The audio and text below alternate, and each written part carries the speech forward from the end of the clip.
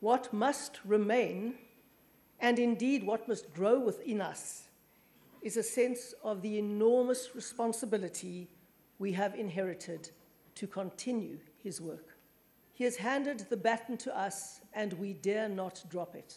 I would submit that we cannot claim to follow in the footsteps of this inspiring leader when we have these shocking levels of poverty sitting cheek by jowl with fabulously dazzling material riches known to human history.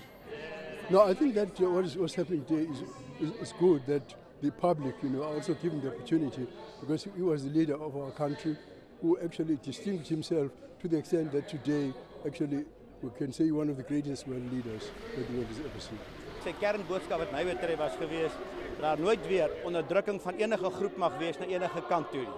Dit geld vir almal en ek is bekommerd daaroor dat ons nie leer nie en dat ons dalk weer 'n keer begin, miskien omgekeerd, om die dinge te doen en nie sy les vorentoe vat nie. Hy het vir my gesê, jy weet Tony, die rol van die oppositie is om 'n speel voor die regering te gee. En soms sal ons nie van daardie beeld hou nie, maar dis jou rol en dis jou plig.